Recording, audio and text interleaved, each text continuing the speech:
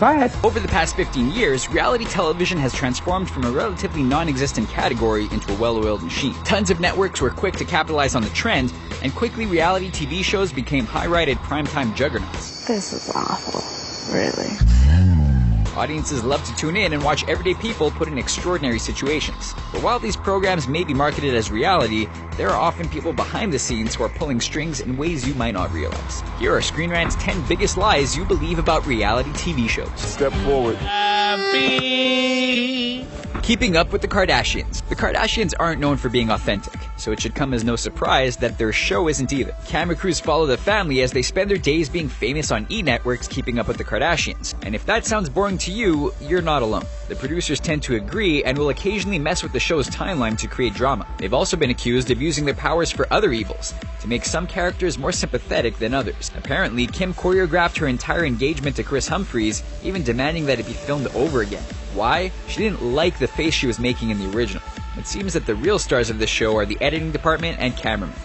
Judge Judy. There's a common saying among lawyers: always read the fine print. And if you can catch the fine print at the end of an episode of Judge Judy, here's what you'll learn. The complainants in each case found their way to Judge Judy's courtroom by way of a producer, and that producer found them by lurking around small claims courts, listening for wacky cases. At no cost to them, the participants are flown to Los Angeles, where they're paid an appearance fee. Even the losers are winners. The production company pays whatever fine the judge assigns at the end of each trial. So if you've ever wondered what would possess someone to appear on a show like this one, now you know.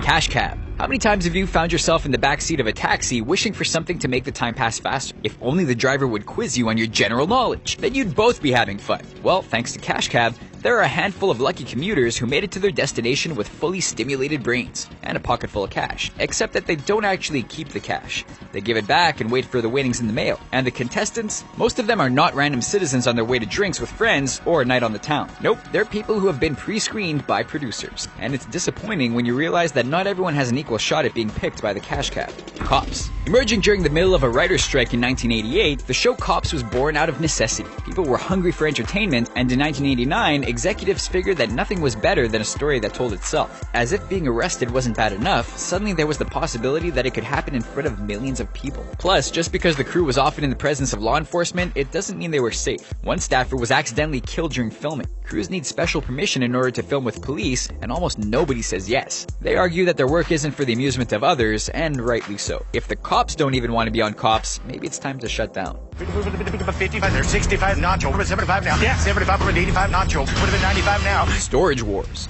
Look twice before you throw out that pile of junk in the garage, because it might be full of rare antique collectibles worth $1 million.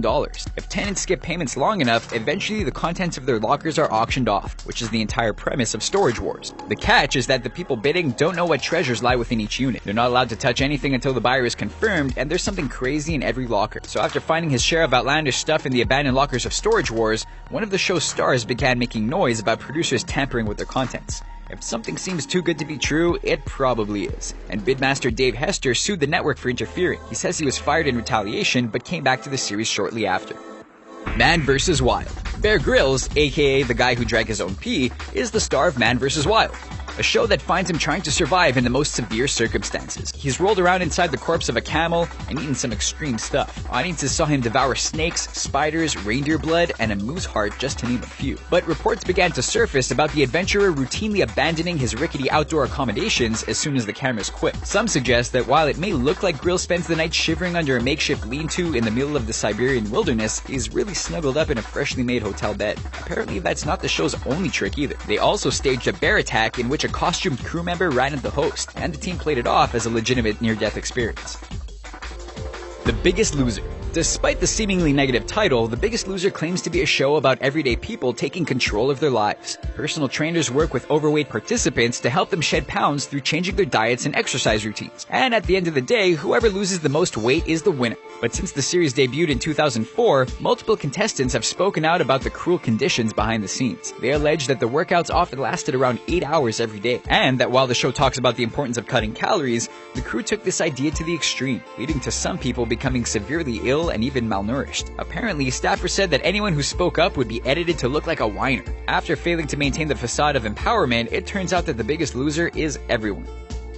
The Bachelorette. We all want the storybook romance for ourselves. but there are big risks associated with falling in love. Broken hearts, shattered egos, and nights wasted waiting by the phone. It's much safer to just sit back and watch it happen to someone else. And thanks to the creators of The Bachelorette, we can do that from the comfort of our own living rooms. One bachelorette looks for her soulmate among a pool of about 25 hopefuls. They go on romantic group dates that usually end in disaster, but there's the occasional adorable moment. However, previous contestants have accused the show of roadblocking the majority of the romance. Creator Mike Fleiss has admitted that his endgame is to create good television, not play matchmaker.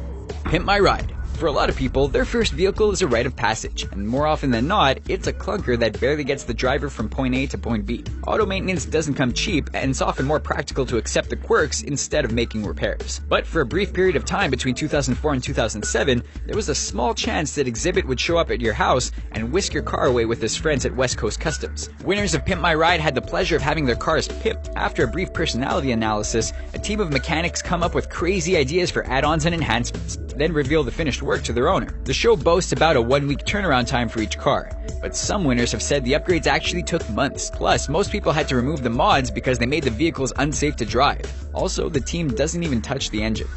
Survivor.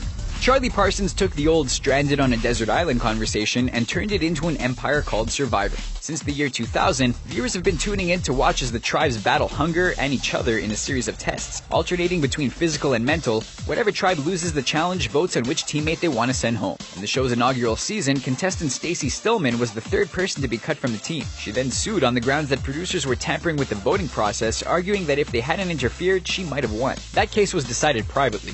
But producer Mark Burnett admits that some things were fake. The aerial and establishing shots were done using stand-ins, and that's why we never see any pesky cameramen in the background. So what do you think of our list? Did we miss any other reality TV lies? Tell us about them in the comments below, and subscribe to our YouTube channel for more videos like this one.